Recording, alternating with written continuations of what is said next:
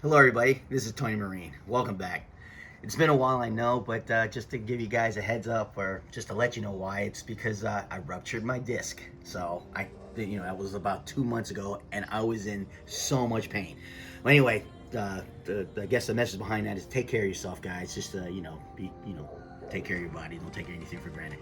So look, the reason why we're here today is because I got this figure. It's from Facepool, 2025 Facepool, Grady Coon Ass Travis. This character is played by Jon Bernthal. And man, I gotta tell you, he was one of my favorite characters, I'm not gonna lie.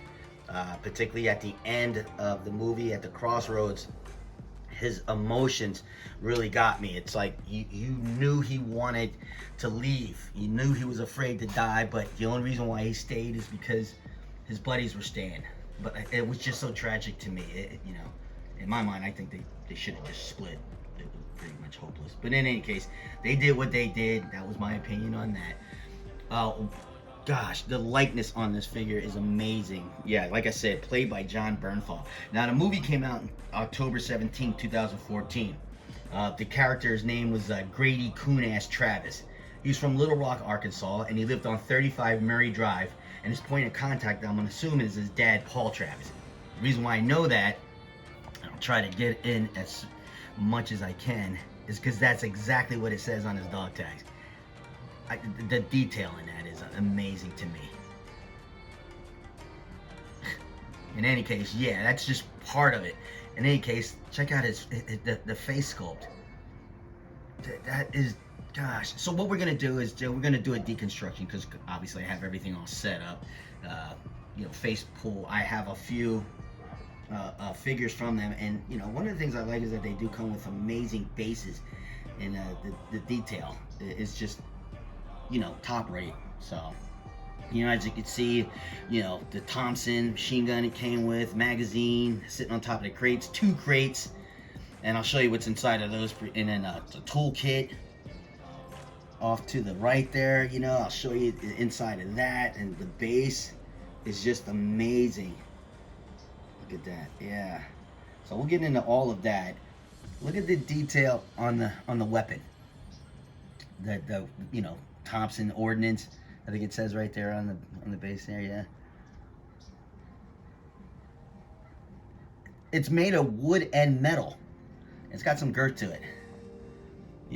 So let's just get into it real quick. But first, yeah, the movie did star Brad Pitt. He played Don War Daddy Collier. Shia LaBeouf, if I'm saying his last name right, he played Boyd Bibles Swan. Lloyd Lerman was Norman Ellison. Norman. And they gave him the nickname Machine towards the end of the movie. And of course, Michael Pena, Trini Gordo Garcia. Now, I think I want to say that Redmond Toys came out with the Gordo figure. Was on the fence about getting it. I still might have to get this one. I do have the DID War Daddy, which I like a lot. So yeah, so I had to get this guy. Again, he was one of my favorite characters in the movie. So just like I said, the detail on this is amazing. So here, we'll just go here real quick. This was where he lived, and you can tell where the machine gun went. His extra set of hands. He came with in this slot right here where his patches were, 2nd Armored Division, Hell on Wheels. He also comes with this, the utility hat. He never wore that, I don't think, in the movie, but it's a real good detail. It looks good on him. I actually put it on. Again, the hands. Oh, and the magazines for the Thompson. This is a short one with the bullets, and I'm gonna show you something about that.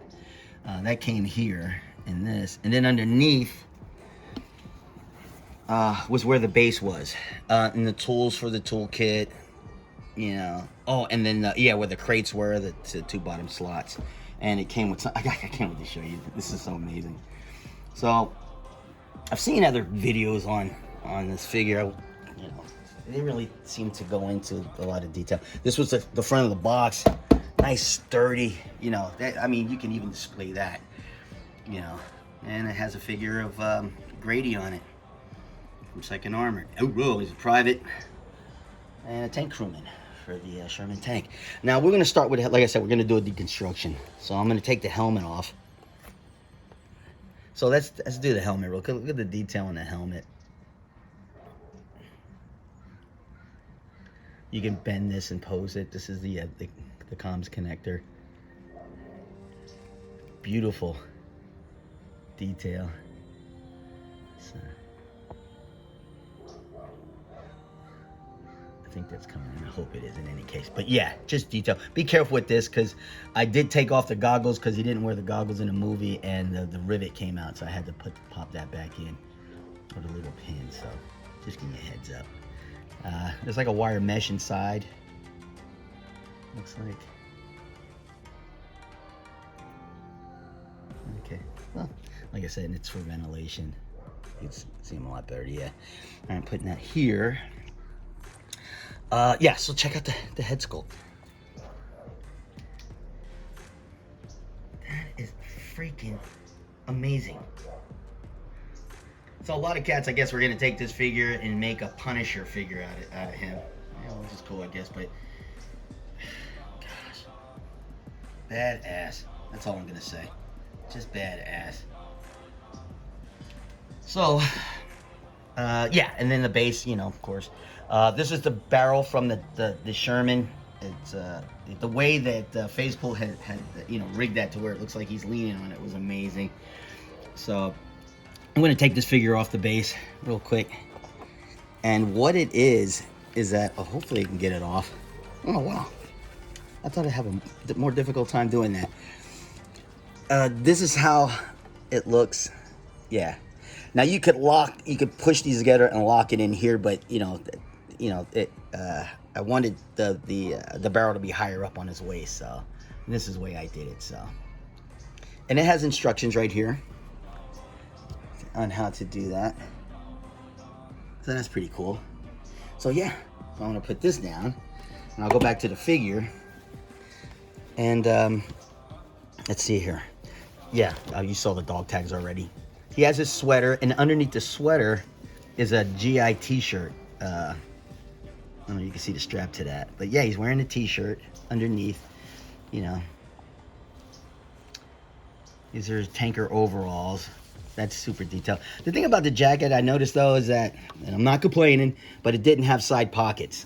Most of the tanker jackets, I forgot the military number for these, but yeah. But they had pockets, but this one doesn't. No big deal. It does come with a set of gloves, really cool. I'm gonna keep the gloves on him. You know, wrist pegs, you know, they bend. They're not double jointed. Let's go down to the boots. They're leather, just above the ankle. These right here there's little snaps right here. Now, I snapped one on the other side. I did try to you know, here's the other snap. I tried to close them up, but he didn't have them closed in the movie, but I just wanted to see it, and I ended up breaking one. Now, whenever I do, I don't freak out or nothing. I just take a piece of thread, or, you know, and just kind of sew it to where it needed to go. Oh, I'm so sorry. Yeah, so I would have done that if I needed to. But yeah, these are really delicate. Okay, oh, and yeah, it did come with patches for the 2nd Armored Division. Now, in the movie, he didn't have that on his jacket, but I wanted to put it on just to see. It came with 2 sets. And they're difficult, so it's funny. The patch itself, and then there's like a triangular double-sided stick-on. So, you know, just to let you know, yeah, these don't, you know, you don't peel this, you know, whatever it was that was underneath this. It won't stick unless you undo the triangle for the... It's a double-sided stick, and I put that on first, and then I stuck the patch on. So, just give you a heads up. Okay, let's do this. And oh, the Thompson. Oh yeah, we did cover that, but golly, gee, look at that. Yeah, oh my gosh, look at that. And the slide does go back. It's spring-loaded. It's got the front and rear side apertures. Isn't that cool? And it's heavy, and it's made of real wood and metal. And I got to show you something with the magazine, because I was just goofing around. Yeah, let me see. Oh, yeah. The bullets come out. spring loaded. Yeah, it's like, it's really neat. Yeah. And now it's gonna be tough to get back in, but you get the point. But this is, yeah, the long magazine for that. I think 30 round, and the other one was 15. I'm not sure. Another cool thing about this is that I gotta go straight to the crates, the ammo crates, made of real wood. And I'm not gonna lie, when I took it out of the box, I smelled it. It smelled like I have an old 1960 something Foot Locker from my GI Joe, and that's what just reminded me of. I smelled it and smelled just like it. But yeah, little detail on that. Look at that.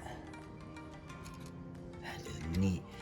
Yeah, so that's where the ammo goes, and you put it on, and then it doesn't clamp down, but it, you can clamp them together. That's amazing. Made of wood.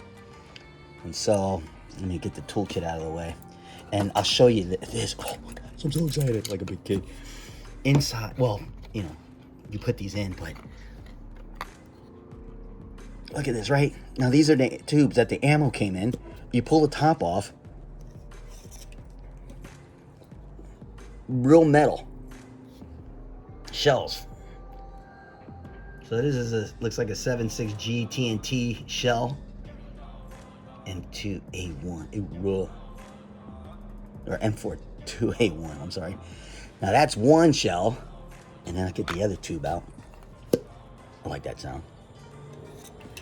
This is another shell, a different shell. So you get two different type of shells. APC with tracer round. Oh my gosh, it's armor piercing. That's APC. So yeah, and again, same thing. Got the crates, and then we'll just go to the base real quick. Came with a tube. You really have to, I don't want to say fight it to get it all the way down into the hole, but you can. And then the base simulates, I guess, track tanks or tire tracks in the mud. Or Jeep tracks, or either or. And then finally, this tool set. Right, again, be careful. I'm gonna do this off camera because I gotta get my fingernail underneath that snap. Okay, there we go.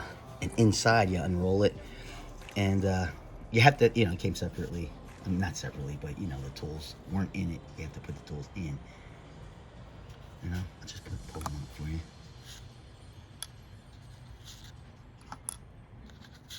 These are the tools that they use for the tank. They're not metal, they're made of plastic.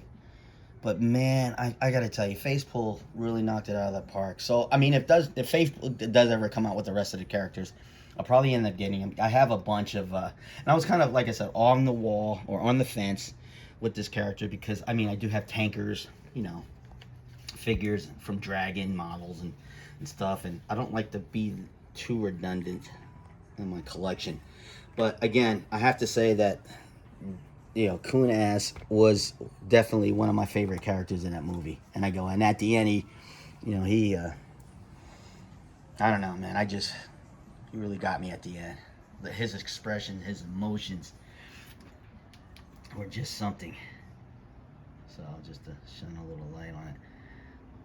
Yeah, and the haircut in the movie was a little different, but overall, it's an awesome character.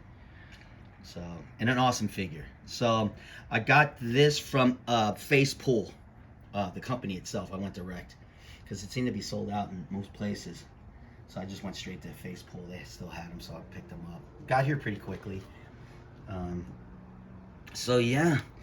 Anyway, look, I was really excited to show this off to you guys. Appreciate you stopping by. Leave a comment if you want. If you have any questions or anything, let me know. Anyway, hey, look, thanks for stopping by. I appreciate it. I have a few more figures coming in. I'm a little bit better now. I can, oops, I can walk.